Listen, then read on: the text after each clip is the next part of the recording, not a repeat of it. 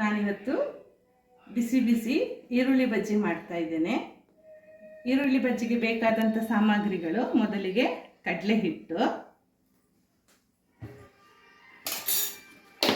ಸ್ವಲ್ಪ ಕ್ರಿಪ್ಸಿಯಾಗಿ ಬರಲಿಕ್ಕೆ 1 ಚಮಚ 1 ಸ್ಪೂನಲ್ಲಿ ಅಕ್ಕಿ ಹಿಟ್ಟು, ಹಾಗೆ ಕಟ್ ಮಾಡಿಕೊಂಡಂತಹ ಹಸಿಮೆಣಸು,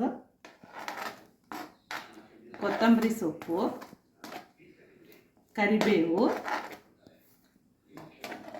ಹಾಗೂ ಈರುಳ್ಳಿ.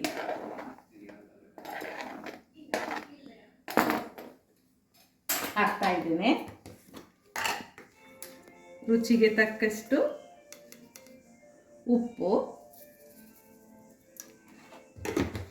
ಹಾಗೂ ಬಿಸಿ ಕಾದಂತಹ ಎಣ್ಣೆ ಹಾಕ್ತಾ ಇದ್ದೇನೆ. ಈ ಎಣ್ಣೆ ಹಾಕೋದು ಈ ಈರುಳ್ಳಿ ಬಜ್ಜಿ ರೋಸ್ಟ್ ಬರ್ತದೆ. ನಾನಿಲ್ಲಿ ಯಾವುದೇ ಅಡಿಗೆ ಸೋಡಾ ಉಪಯೋಗಿಸ್ತಿಲ್ಲ, ಸ್ವಲ್ಪ ಎಣ್ಣೆ ಮಾತ್ರ, ಕಾದ ಎಣ್ಣೆ ಹಾಕ್ಕೊಂಡಿದ್ದೇನೆ. ಈಗ ಮೊದಲಿಗೆ ಕಲಿಸ್ತೇನೆ, ಯಾಕಂದರೆ ಈರುಳ್ಳಿಯಲ್ಲಿ ನೀರಿನ ಅಂಶ ಇರ್ತದೆ, ಅದನ್ನು ನಾವು ಸರಿಯಾಗಿ ಕಲಿಸ್ಕೊಳ್ತಾ ಹೋಗಬೇಕು. ಹಾಗೆ ಸ್ವಲ್ಪ ಬೇಕನ್ನಿಸಿದರೆ ನಾವು ಸ್ವಲ್ಪ ನೀರು ಹಾಕ್ತೇನೆ. ತುಂಬ ನೀರು ಹಾಕಿದರೆ ಬಜ್ಜಿ, ನಿಮ್ಗೆ ಈರುಳ್ಳಿ ಬಜ್ಜಿ ಮೃದು ಬರ್ತದೆ. ಸ್ವಲ್ಪ ಹಾಕಿದರೆ ಕ್ರಿಪ್ಸಿ ಜಾಸ್ತಿ, ರುಚಿ ಜಾಸ್ತಿ, ಕ್ರಿಪ್ಸಿ ಬರ್ತದೆ. ಈಗ ಇದನ್ನು ಸರಿಯಾಗಿ ಕಲಿಸ್ಕೊಳ್ಬೇಕು ಎಲ್ಲದು. ಈಗ ನೋಡಿ, ಸಾಕು, ನೀರು ಕಡಿಮೆ ಹಾಕಿದ್ದೇನೆ ನೋಡಿ. ಈಗ ಇದನ್ನು ಕಾದಂತಹ ಎಣ್ಣೆಗೆ ಹಾಕ್ತೇನೆ.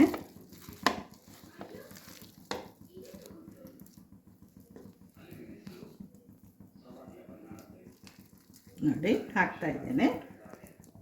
ಆದಷ್ಟು ಸ್ವಲ್ಪ ಹಾಕ್ಕೊಳ್ಳಿ, ತುಂಬ ಹಾಕಿದರೆ ಅದಷ್ಟು ಇದು ಅನಿಸೋದಿಲ್ಲ.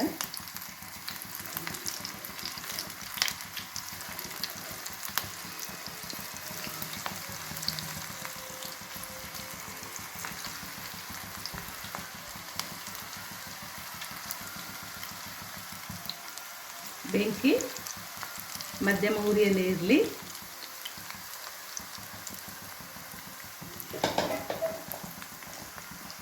ಒಂದು ಸೈಡಿಗೆ ಹೊಂಬಣ್ಣ ಬಂದಿರ್ತದೆ. ಈಗ ಅದನ್ನು ನಾನು ತಿರುಗಿಸ್ತೇನೆ ನೋಡಿ. ಸರಿಯಾಗಿ 2 ಕಡೆ ಸಹ ಸರಿಯಾಗಿ ಫ್ರೈ ಮಾಡಬೇಕು.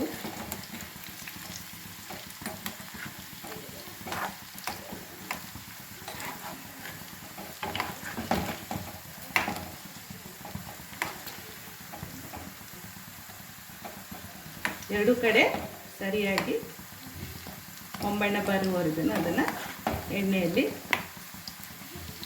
ಫ್ರೈ ಮಾಡ್ತೇನೆ. 2 ಕಡೆ ಸರಿಯಾಗಿ ರೋಸ್ಟ್ ಆಗಿದೆ. ಈಗ ಬೆಂಕಿಯನ್ನು ಸಣ್ಣ ಮಾಡಿ ಈಗ ಇದನ್ನು ಹೊರಗೆ ತೆಗಿತೇನೆ. ಬಿಸಿ ಬಿಸಿ ಈರುಳ್ಳಿ ಬಜ್ಜಿ ಅಥವಾ ಪಕೋಡ ತಿನ್ನಲಿಕ್ಕೆ ರೆಡಿ ಆಗ್ತಾ ಇದೆ.